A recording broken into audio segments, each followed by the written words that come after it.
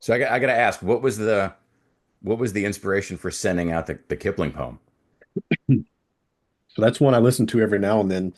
Excuse me. It's sometimes I just find myself in sort of a position in life where I'm feeling the weight of, all the responsibility. And so sometimes I'll remember that and I'll go listen to it, and I was feeling inspired by it, and probably around the holidays just being a little more inspired about that. I thought let me send this to a few guys. And so then I sent it to you and Paul. And you know some people are familiar with it, some people have never heard of it, but people always seem to be grateful that uh to be have that shared with them, and either as a reminder or the first time, and like, oh, this is really good. I appreciate this. Yeah, it hit. I uh, I was familiar. I knew of it. I wasn't familiar enough to be able to, oh yeah, this one I've got locked down. Um, it, the holidays is an interesting time. This came up too in a recent. Actually, it was a coaching session last year, and then it's popped up again this year. So I think I might be on the right track if it's coming up helpful 2 years in a row. There's the old Eisenhower Matrix of urgent and important, and one of the mistakes in that as a tool is to do it once and think you're done forever. That's a repeatable exercise, right? As a cranky scientist, as conditions change, why wouldn't the outcome of your experiment change, right? Your inputs are different, your outputs are going to be different. So what happens in November, December that is different from, you know, March, April? Well, in the Western world here, we do, or in America, we do Thanksgiving and Hanukkah, Christmas, Kwanzaa, right? The holiday season, New Year's. Well, a whole bunch of things that are out of your control just popped up on the calendar, and a lot of people hold them to be important. Okay, well, they're important, but by virtue of what time of year it is, they suddenly became urgent. My Christmas list is not urgent in April, right? Getting gifts from my family is an important thing all the time, but I don't worry about the Christmas list Yeah, around right. time. It's not urgent. Okay, well, my son came home from college. He's busy. He's got finished his exams. He's now in his post first semester hibernation recovery phase. Hey, buddy, Christmas list? Uh, and of course, some of the things that he wants, you have to ship them. All right, well, we're coming up with an alternate plan because it is too close to Christmas for UPS, FedEx, the United States Postal Service, and most vendors to either have things left or to ship them and get them here by the morning of the 25th. Something became urgent that, if you asked in June, August, what are you thinking about for Christmas this year? It doesn't matter. You're right, it doesn't matter. All of a sudden, out of your control, your two by two matrix, a bunch of things from urgent, non important, or sorry, important, non urgent, just moved up into that quadrant of urgent, important. Yeah. That's okay, right? I had a client last year who was interminably stressed by that. And I said, okay, why? Well, because there's just everything is in that quadrant now. I'm like, oh, well, how about prioritization, right? And that goes back to the jar. Which of the biggest rocks and time is and urgency are part of how you prioritize, not just importance. Well, my family, Christmas, holidays, it's right here, right now. So obviously, it's important and urgent. Okay, well, put that in that quadrant. Put it in your jar first. What do you not have room for now? A few of these other things. Okay. Which of those aren't urgent because it's December and clients, business partners, school, whatever, are also hitting the pause button for the holidays? And no one is going to mind if you say, "Hey, let's put a pin in this and we'll catch up mid-January." And all of a sudden, four or five things on the list are like, none of this will make a difference if I put it off until January when the holidays are done. Okay, great. Now, how's your upper quadrant looking? Wow, I have time for all of this and I don't feel stressed about it because trying to put everything in the jar in the wrong order. It didn't fit. Now things fit. I just made my jar, included another jar for January, put some stuff in that one. Okay. It, right. It was one of those things that, kind of, how does Yeah. coaching, you just get another voice to help you think through something that was obvious, but you were stuck. I'm gonna help you get unstuck. Why? How? Just by asking the questions that your brain won't let you ask right now. What Yeah. is And this? one of the things I've been saying for a long time is circumstances change, therefore some decisions have to change. How about that? Yeah. You don't have to go. Don't have to go in too deep into Thomas Sowell, right? To for his best bit of wisdom, there are no solutions. There are only trade-offs. Right. Okay. The trade-off is I miss Christmas or I push this business meeting until January. And turns out when the other person on the other side of that meeting is having the same trade-off, they thank you for pushing them. Oh, I'm Yeah. so worried that we were going to have to push this in, and it's holiday and family is important to me. You know what? Me too. Let's uh let's reconvene in a few weeks. Yeah. Well, that also comes back down to the thing of being, living truthfully. Yeah. And I don't mean just like not lying and telling the truth, but living truthfully. Okay, this is my situation. And there's value in being truthful with it. It's like, hey, I know we had this meeting planned. Here's what's going on with me. It's Christmas. I've let things get away from me, blah, blah, blah.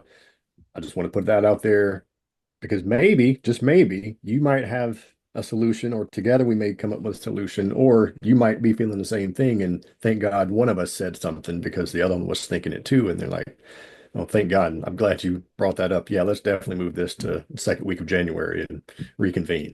Yep. Yep. And it's part of the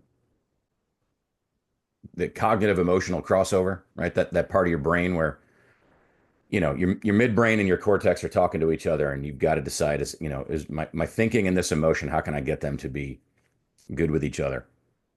Um, give yourself permission to be imperfect, right? And the word should pops up. I should be able to do all of this.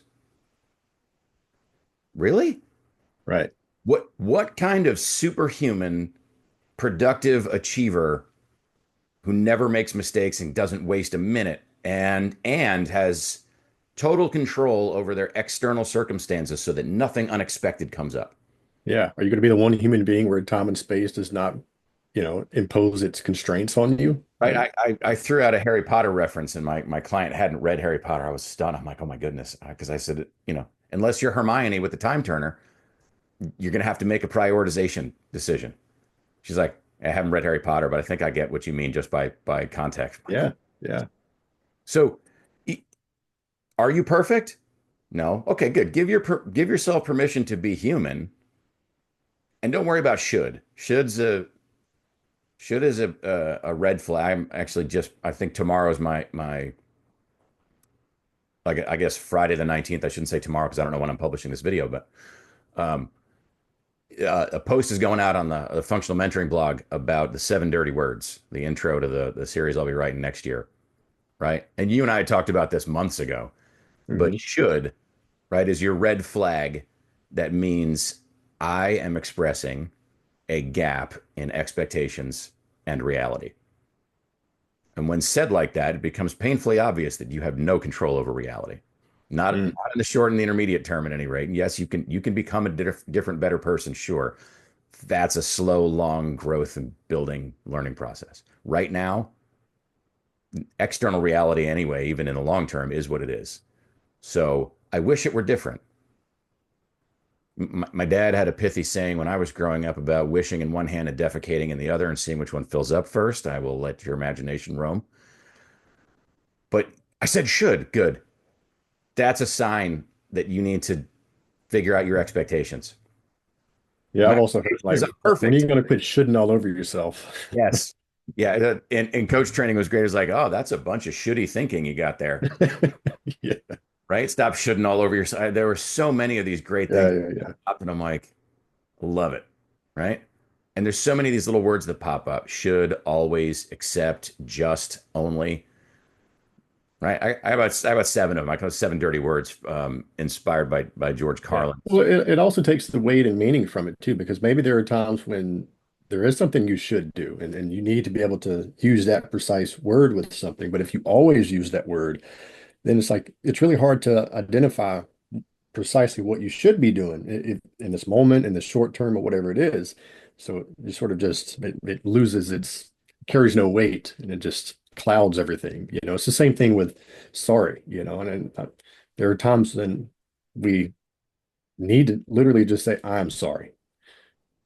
But if we say sorry all the time, especially about the same things, then that sorry carries no weight. And so, sort of the alternative might be something like, well, how about you take ownership of it? And, okay, I should not have done that. And that's not who I want to be. And here's what I'm going to do about it. Yeah, It's essentially an apology, and it's some, you're acknowledging, confessing, right? Um, but it's more than just saying sorry. have you ever seen The Big Bang Theory? No, not really. Yeah, so there's a character on it that does not get sarcasm. So one of his friends, they work out a deal where he said somebody should hold up a sarcasm sign. So he actually does hold up a sarcasm sign in one of the scenes to help him out. Yeah.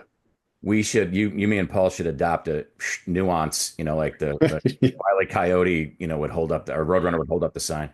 So you just nuanced my should, right? Which is great.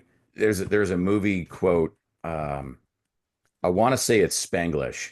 It's an Adam Sandler flick, and his mother-in-law tells his wife, long story longer, but at some point she's disapproving of her behavior and for good reason. And she tells her daughter, sometimes low self-esteem is just good common sense.